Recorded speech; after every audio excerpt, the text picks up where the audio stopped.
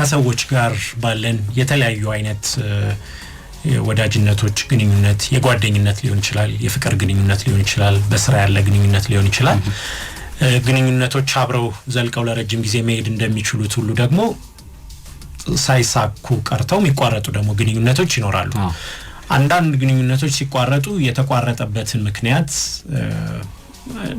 እናውቀው ይሆናል ስለዚህ ምንም ያን ያህል የሚያስጨንቀን ነገር ላይኖር ይችላል ግን ደግሞ አንዳንድ ግንኙነቶች በዛ መንገድ አይደለም የሚቋጩት ምንም እንዲህ ነው በሚባል መልኩ ሳይጠናቀቁ ለምን እንደሆነም አንደኛው ወገን ያውቃል ያው ጥሎ ሄደው ሌላኛው ወገን ግን ብዙ ጥያቄዎች ጭንቅላት ውስጥ ይቀራሉ ምን አድርጌ ነው በምን ምክንያት ነው የሚል እና ለዛ ደግሞ የመቋጫ ታሪክ ይፈልጋል ያንን ሰው ማግኘት ይፈልጋል እንዲነግረው ይፈልጋል ሴት ከሆነች ወንዱም ሴት ወይም ደግሞ አንዳንዴ በጓደኛዎች መካከል ሊፈጠር የሚችል ታሪክ ነው አንደኛው ዝም ብሎ ምንም እንዲ ነው ሳይል ድንገት ይጠፋል ወይም ከዚህ በፊት የነበረውን አይነት የጓደኝነት መንገድ አይኖርም ስልክ መደዋወል ስትደውል አቤት ብለው ሊያናገሩ ይችላሉ ግን ይሆነ አይ በቃ ስለሱ ዋናነሳ ይሻላል ምናምን ይላል ለምን ብትል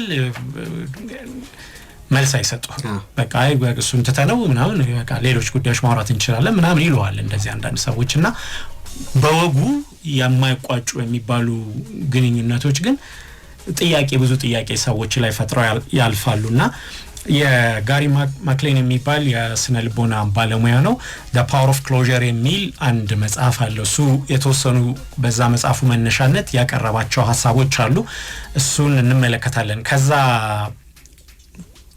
አስቀድመን ግን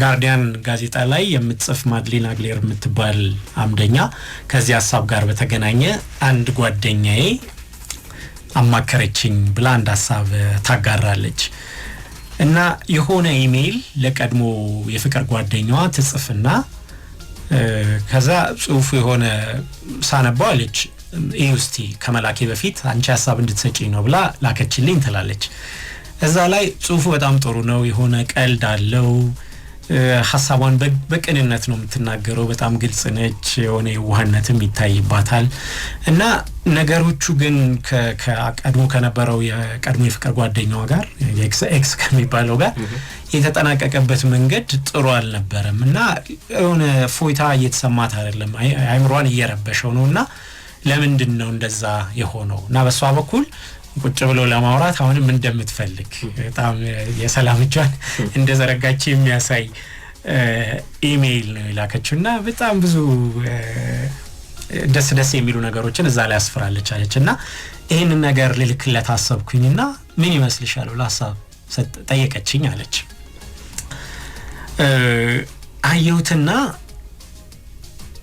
አብዛኛው ነገሩ መቃ መልሰን የፍቅር ግንኙነታችንን ብናስቀጥል የሚል መልእክት ነው በዛኛው ወገኖኝ ሳነበው እንደዛ አይነት ፍላጎት እንዳላት የሚያሳይ ነው ትላለችና አሁን ይሄንን ሐሳብ በዚህ መልክ ማለት ሐሳብን ስትጽፍ እንዲህ አይነት ሐሳቦችን ትሰርዛለህ ትደልዛለህ እንደገና ታስተካክላለህ እንዲህ ብላት አሁን እኮ እንዲህ ብለው ያልተለወጠችም አሁንም እንዲህ ነው ምናምን የሚል ይልባላልኝ በሚል በጣም ናይስ የሆነ በጣም መልካምነትን በሚያሳይ መልኩ ነው እንደገና ሐሳቡን ለማስቀመጥ የምትሞክረው እሱ ነገር ግን የሚመጣው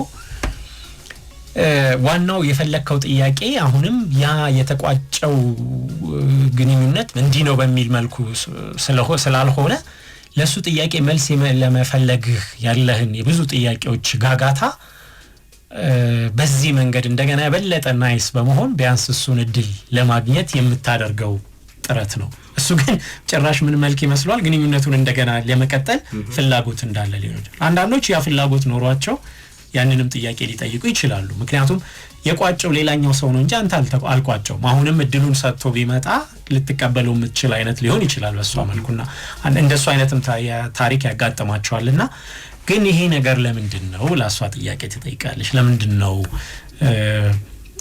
ግንኙነትን ከቋጩ በኋላ ሰዎች በወጉ እነሱ ሳይቋጩ ከሄዱ በኋላ የበለጠ ጭራሽ እነሱ ሲሆኑ ያ ጥያቄ ሊመላለስባቸው የሚገባው በአንጻራዊነት የተበደለው የምትለው ሰው ነው በዚህ ምክንያት ነው ግንኙነቱን ያቋረጥኩት የሚል ምክንያት ሳይነገረው እንኳን ግን እንደገና ደግሞ ብዙ ጥያቄዎችን እንዲያብላላና እንዲጨነቅ የሚተው ሰው በዚህኛው በኩል ያለው ነው ብላ ይሄን ጥያቄ ትጠይቃለች። ለዚህኛው ጥያቄ ነው እንግዲህ ቀደም ሲል ያነሳ ነው ጋሪ ማክሌን እና ሌሎችም የስነ ልቦና ባለሙያዎች ሐሳባቸውን የሚያስቀምጡት በዋናነት 4 ነጥቦች አሉ ይላሉ። ማለት ይሄ ለምንድነው እያለን እዛ ጥያቄ ላይ ሙጭጭ የምንልበት ምክንያት ደካማ ስለሆነን ሳይሆን አእምሯችን በተፈጥሮ ያልተዘጉ ፋይሎች ካሉ ያ ፋይል ካልተዘጋ በስተቀር ረፍት አይሰጠንም። የሆነ ነገር በቃ ዘግቶ ካስቀመጠው በኋላ ነውና እንዳውም አንድ የሚያነሱት አለ በየራሳችሁ ልታስተውሉት ትችላላችሁ ብለው የሚሉት ፊልሞችን ለምሳሌ አይታችኋቸው የጨረሳችኋቸውን ፊልሞች እንብዛም ብዙ ላታስታውሱት ትችላላችሁ። ግማሽ ላይ የቀረ በተለይ ይሄ ልባን ጠልጣይ የሆነ ወይም በጣም ጥሩ ታሪክ ያለውን ፊልም ጀምራችሁ ግማሽ ላይ ካቆማችሁት ብዙ ጊዜ ያንን ፊልም ልትረሱት አትችሉም። እንዳውም አልጨረስኩትም እያላችሁ ታስታውሱታላችሁ። እሱን እናንተ ስለፈለጋችሁ ወይም ስላልፈለጋችሁ ሳይሆን ያልተቋጨን ነገር የሆነ ይዞት ነው የሚቆየው አእምሮአችን ይላሉና 4 ነጥቦችን ያስቀምጣሉ። አንደኛው እነሱ ዜጋርኒክ ኢፌክት የሚሉት አንድ ጽንሰ ሐሳብ አለ ብለው ያስረዳሉ። ይሄ በስነ ልቦና ጥናት ውስጥ የሚታወቅ ነው ይላሉ። ያልነው ይሄ አእምሮአችን የተጠናቀቁ ጉዳዮችን ወዲያው የመርሳት ያልተጠናቀቁትን ደግሞ የማስታወስ ባህሪ እሱን የሚገልጹበት መንገድ ነውና የሆነ ያለምንም ግንኙነት ያለ በቂ ምክንያት አንድ ግንኙነት ሲቋረጥ ያ ያልተጠናቀቀ ፋይል አድርጎ ስለሚያስቀምጠው ያልተጠናቀቀ ፋይል ደጋግሞ የሚልክብንን ጥያቄ ስለምናንጸባርቅ ነው ይላሉና ያ ፋይል እስካልተዘጋ ድረስ አእምሮአችን ሁሌም መልስ ፍለጋ ፕሮሰስ ማድረጉን አያቆምም እና ይሄ ደግሞ ያው ለአእምሮአችን ድካምም ዝለትም ይፈጥራል። ያ ጥያቄ በመጣብን ቁጥር ነው ለሱ መልስ ፍለጋ አሁንም እንደውላለን። ለሌላም ጓደኛችን ግን እንደዚህ ማድረግን ተገቢ ነው እንኳን አልገባኝም እንዲህ አላለኝ የሚለውን ሁሌ ለሱ ጥያቄ ፍለጋ ስለምንሄድ ነው ይላሉ። ይሄ አንደኛው ነው። ሁለተኛው ለምን የሚለው ጥያቄ ደህንነት እንዲሰማን የምንፈልግበት ጉዳይ እሱ ማሳያ ነው ይላሉ። የሆነ ነገር የተከሰተበትን ምክንያት ማወቅ ለወደፊቱ ተመሳሳይ የሚባል አደጋ እንዳይደርስብን ለመከላከል ስለሚረዳን በዛ ምክንያት ለምን ተለየችኝ የሚለውን መልስ ካገኘን የሆነ በቃ በሚቀጥለው ግንኙነታችን የሆነ እንደ እፎይታ ወደዛ እንድናልፍ የማለፊያ አይነት መሻገሪያ አድርጎ ይሰጠናል። እሱን እስካላገኘን ድረስ ግን የሆነ ድክመት የሆነ ጉድለት ውስጣችን እንዳለ ደጋግሞ ይነግረናል። ያ ሰው የሆነ በቃ እኔ ጋር ያገኘው የሆነ አንድ ድክመት አለ ወይ ጉድለት አለ እሱን ለማወቅ የመፈለግ ጥያቄ ነው ይላልና ያን ምክንያት ካላወቅን በቃ ስጋት ውስጥ ሁሌ ስለምንወድቅ የዛ የደህንነትን የመፈለግ ፍላጎታችን ማሳያ ነው ይላሉ። በሶስተኛ ደረጃ ይሄ ያው ተፈጥሯዊ ሆኖ ደግሞ ቁጥጥር ፍላጎት ይላሉ። ለምሳሌ በህይወታችን በጣም ትልቅ ለውጥ ሲመጣ ወይም አሁን ፍቅር ጓደኛ ስትለየን ወይም በሴት ኮንሽ ደግሞ ሲለያት ያ የቁጥጥር የምንለው ስሜታችን ይናጋል። ማለት በእኛ እጅ ውስጥ እንደሆነ የምናስበው ነገር ስናጣ የሚፈጠርብን የቁጥጥር ማጣት ችግር ይሆናልና ያን መቋጫ የምንፈልግበትም አንዱ ምክንያት ያን የራቀንን በዛ ምክንያት ያጣነውን ቁጥጥር መልሶ እጃችን ላይ ለማስገባት የመፈለግ ጥረታችን ማሳያ ነውና እጄ ያነጋግረዋለሁ ይሄንንማ ሳይነግረኝ አሁንም ደውልለታለሁ ኢሜል ጽፋለሁ ስንል የሆነ እንደገና ጉዳዩን መልሰ ለማግኘት የሆነ ተጽዕኖ አሁን መፍጠር እንደምትችል ማሳያ ነውና ተጽዕኖ የመፍጠር ፍላጎቱ ደግሞ ያ መቆጣጠር የምንፈልግበት አንዱ መንገድ ውስጣዊ ፍላጎታችን ማሳያ ነውና ዝም ብለን ብንቀበል ወይም የራሱ ጉዳይ በቃ ወይ ምናምን ብንል ግን አንዳንዶች አይናገሩትም ግን በውስጥ አለ ሌሎች ግን ስለሚናገሩት ከዛ ስሜት ጋር ስለሚታገሉ ነውና ውስጣችን የሚነግረን ነገር የተሸናፊነት ያቅመቢስነት አይነት ነገር ስለሆነ የሚያሳየን ከዛ ውጪ እንደሆነን በተቃራኒው ደግሞ ያንን አቅም እንዳለን ተሸናፊ እንዳልሆነን ደግሞ ለማሳየት መልሰን ያንን እናሳያለን። እዛ ውስጥ ግን የሚጠቀለለው ነገር የመቆጣጠር ፍላጎታችን አንደኛው ማሳያ ስለሆነ ነው ያንን መቋጫ እንዴት ሳይቋጭ ይሄዳል የሚለውን ጥያቄ ደጋግመን ምናነሳበት ብለው ያስቀምጡታል። አራተኛም የሚጠቅሱት ራስን የመውቀስ ስሜት ይላሉ እነሱ ግልጽ መቋጫ ወይም የሞጫ መንገድ ወይም በዚህ መንገድ ነው ግንኙነቱ የተቋጨው የሚለው ነገር ካላወቀን መልሱን ሰዎች በራሳቸው ውስጥ መፈለግ ይጀምራሉ። ምናልባት እንዲህ አይነት ችግር እኔ ጋር ስላለ ሆኖ የሚል ራስን የማሳነስ ጥርጣሬ ይፈጠራል። እሱ ደግሞ በጣም ራሳችንን እንድንወቅስ ያደርጋልና ለሱ የሆነ ከፎይታ እንዲሰጠን የምንፈልገው እንዲኮ ስላረግሽ ነው ብሎ መልሶኛን እንዲነግረን እንፈልጋለን።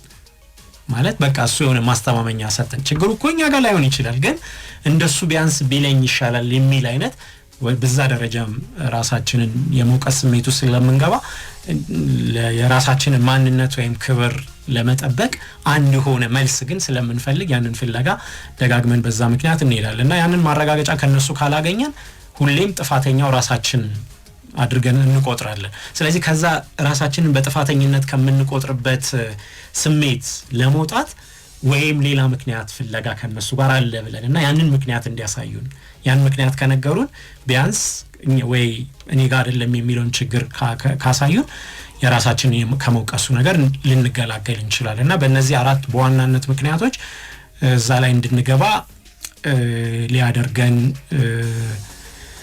ይችላል ይላሉ። ከዛ ማክሌን አራት ምክንያቶቹ እነዚህ ናቸው። ግን እሱ ምን ይላል? መቋጫን የምንፈልገው የሌላውን ሰው ሐሳብ ለመቀየር ወይም በደሉን እንዲያምን ለማስገደድ ወይም ደግሞ እንደጎዳን እኛም ደግሞ ወይ የመጉዳት አይነት የበቀል ፍላጎት ተሰምቶ ሊሆን ይችላልና ብዙ ጊዜ መቋጫ ውስጡም ትንሽም የበቀል ፍላጎት ሊኖረው ይችላል።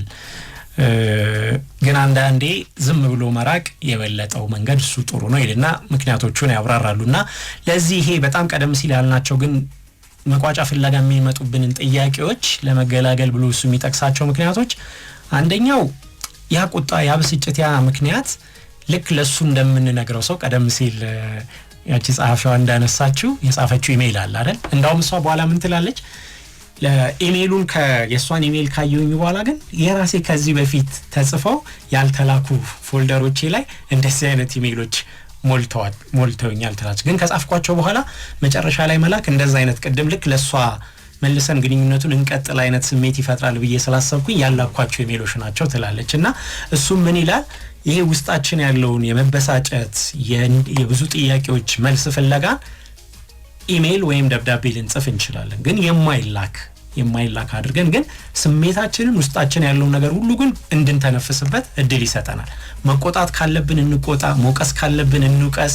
ውስጣችን ያለውን ስሜት ምንም ሳናስቀር ልክ አንድ የስነ ልቦና ባለሙያ ጋር ወይም ደግሞ አንድ ምዕመን ሄዶ መንፈሳዊ አባቱ ጋር ወይ ንስሐ አባቱ ጋር እንደሚናዘዘው ሁሉንም ነገር ሳናስቀር መናገር እንችላለን። እሱ የሆነ የመተንፈሻ አንድ አማራጭ ሊሰጠን ይችላል የሚል አንደኛውን አማራጭ እሱን ያስቀምጥልናል።